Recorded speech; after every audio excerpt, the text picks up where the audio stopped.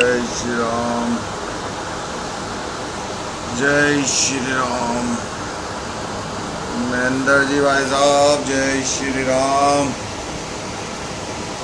नरेश जी गुजर भाई साहब जय श्री राम।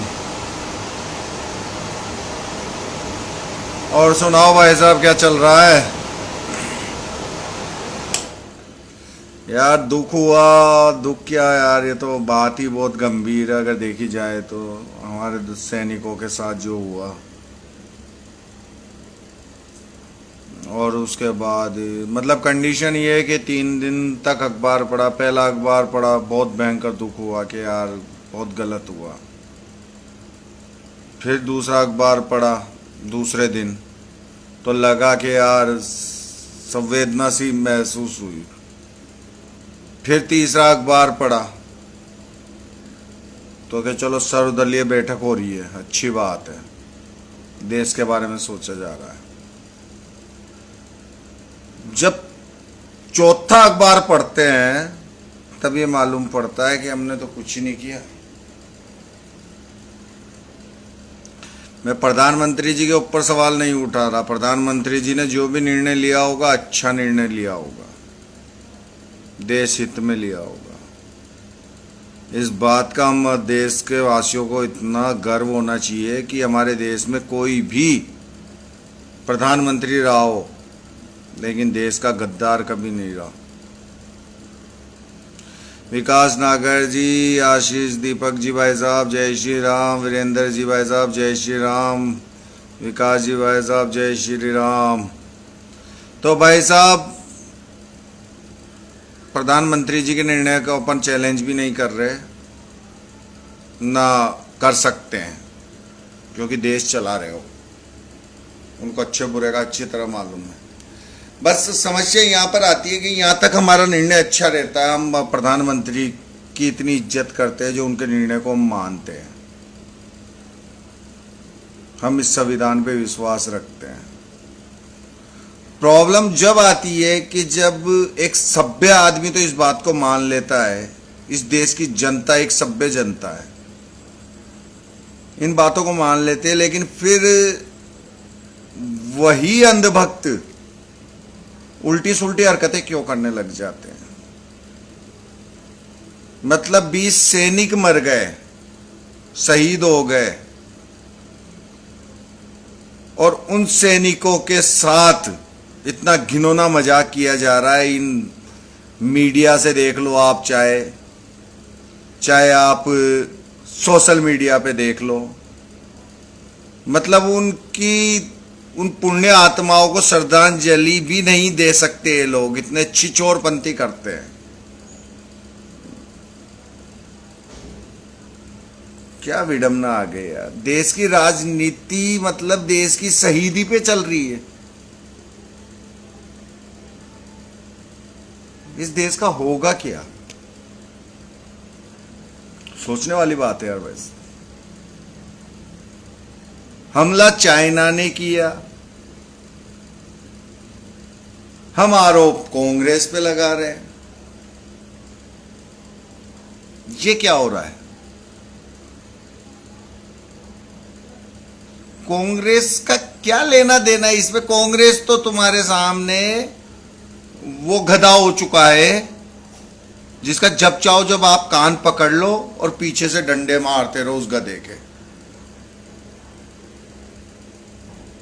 धोबी का गधा होता है ना, जिसकी पेट पे बहुत सारी पोटली रख दी जाती है कपड़े की, और कान पकड़कर और पीछे से दिया जाता है तड़ा तड़ा, जितने में गधा आगे आगे धीरे धीरे चलता रहता है। वो तो कांग्रेस की दशा आप लोगों ने कर दी गधे की तरह। फिर भी मतलब किसी बात को सत्यता ना बताकर, और आप लोग कांग्रेस पे ब्लेम करते हो यार। क्या मतलब है कांग्रेस का यार? आप लोग कम से कम देश के नागरिक हो यार। प्रधानमंत्री साबित कर चुके हैं इस चीज को, कल सर्वदलीय बैठक में साबित कर चुके हैं प्रधानमंत्री जी। अब तो समझो मेरे बाप हो यार, तुम्हारे हाथ जोड़ लो यार, दादा हो यार।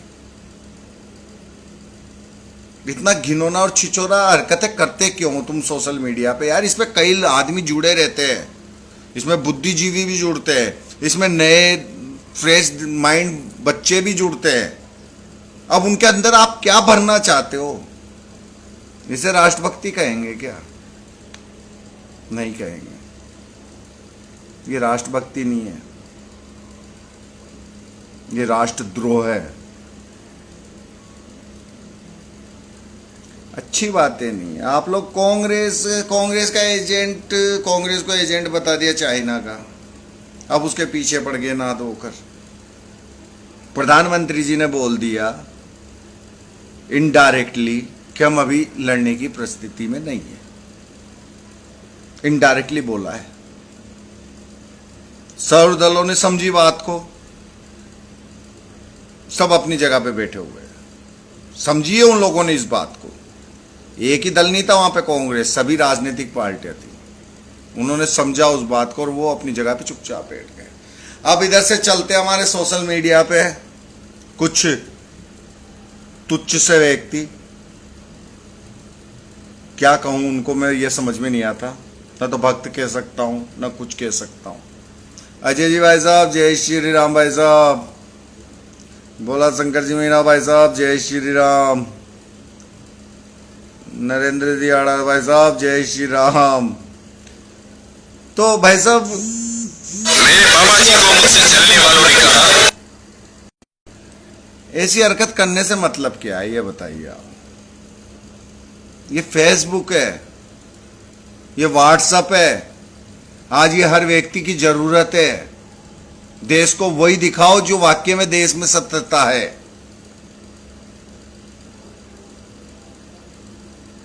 कांग्रेस आपका कंपटीटर है, सब आपके कंपटीटर हैं। आप उनसे अच्छा करके दिखाओ। 62 का युद्ध नेहरू जी ने ऐसे करवाया, हम ऐसे हारे। पर जेड में तो 2020 में हुआ यार भाई साहब। पर प्रधानमंत्री जी ने कुछ सोच के एक कदम पीछे लिया होगा तो सराहनीय है उनका, इसमें कोई दो राय नहीं। हम इसको कायरता नहीं बोलेंगे, इसे हम समझदारी बोलेंगे। ये देश के लिए एक समझदारी की मिसाल है। तो जो पूर्व में प्रधानमंत्रियों ने किए वो भी देश के हित में ही किए होंगे।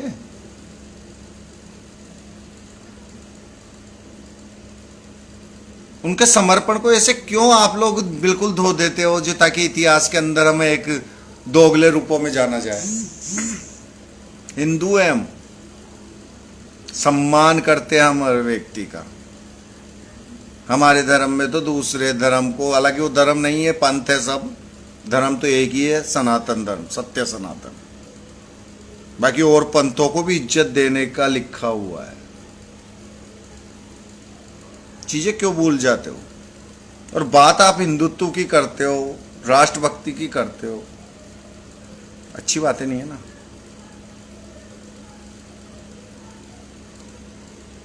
दुर्गा शंकर जी भाई साहब जय श्री राम, जय श्री राम भाई साहब।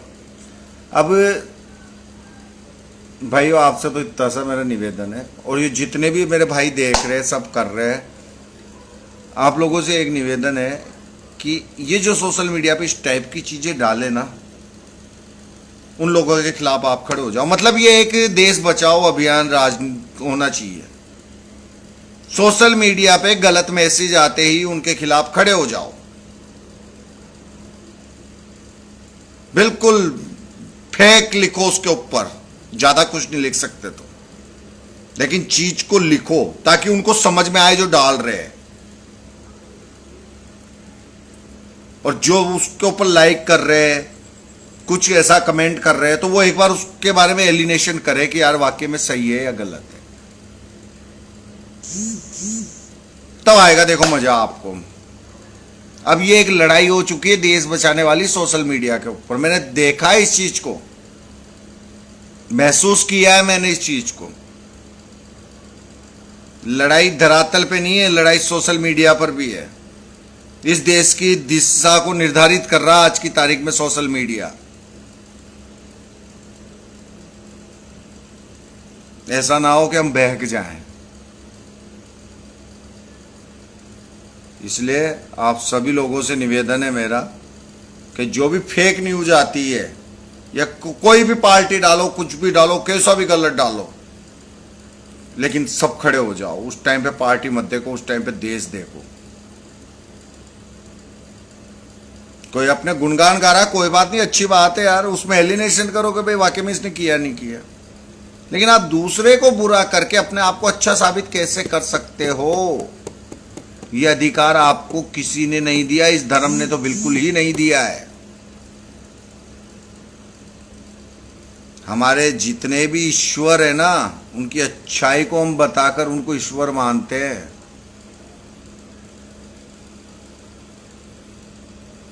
किसी के साथ ईश्वर ने बुरा किया होगा और उसकी बुराई को बताकर हम अगर उसको ईश्वर माने, कैसे मान लेंगे?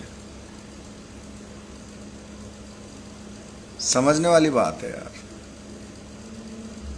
देश के साथ खिलवाड़ मत करो मेरे भाइयों। हमारे भी बच्चे, तुम्हारे नहीं होंगे यार, दादा हो यार, लेकिन हमारे तो है यार। तुम्हारे साथ हाथ जोड़ के निवेदन है कि ऐसी हरकतें मत करो। क्या 3-3, 4-4 हजार रुपए के लिए जमीन बेचते हो अपना यार? किसी भी पार्टी होगा ये इस टाइप का, मतलब ये एक देश की लड़ाई है। इस देश को हम कैसा बना सकते हैं? ये एक सभ्य देश बना सकते हैं हम। लेकिन हमने सोचा था कि शायद सभ्य देश बनेगा, लेकिन मुश्किल लग रहा है। ये इस तरीके की जो हरकतें हो रही है ना, ये सभ्यता की ओर नहीं जा रही है। हम हमारे संस्कार भी भूलते जा रहे हैं। जिन संस्कारों की दुआई दे दे के हम वोट मांगते हैं, किसी को सपोर्ट करते हैं। तो भाइयों, आप लोगों से एक ही निवेदन है कि देश के लिए सोचो, विरोध करो। जो गलत पोस्ट डालता है उसके अंदर कमेंट बॉक्स में करो, उसको एहसास दिलाओ कि ये पोस्ट गलत है, उसको प्रूफ करो। बहुत प्रूफ है सोशल मीडिया पर, हर चीज का एक उदाहरण मिल जाता है, एक तोड़ मिलता है इसी के अंदर, अगर सोशल मीडिया का सही यूज करना हो तो। यही मेरा कहना है भाइयों, सब इन गद्दारों के सामने खड़े हो जाओ। ये सोशल मीडिया के थ्रू इस देश को बर्बाद करने पे तुल रहे हैं। मेरा तो यही निवेदन है। आगे आप लोगों की इच्छा है। जय श्री राम, जय जय श्री राम। ईश्वर इस देश को हिंदू राष्ट्र बनाए और हमारे प्रयासों से ही बनाए। हमें भी इच्छा है इस देश को हिंदू राष्ट्र बनता हुआ देखने की। बहुत बलिदान दिया है इस देश के लिए, इस देश के शहीदों ने। आज से नहीं, गुरु नानक से लेकर भगत सिंह तक कईयों ने दिया है, चाणक्य। तो भाई साहब, जय श्री राम।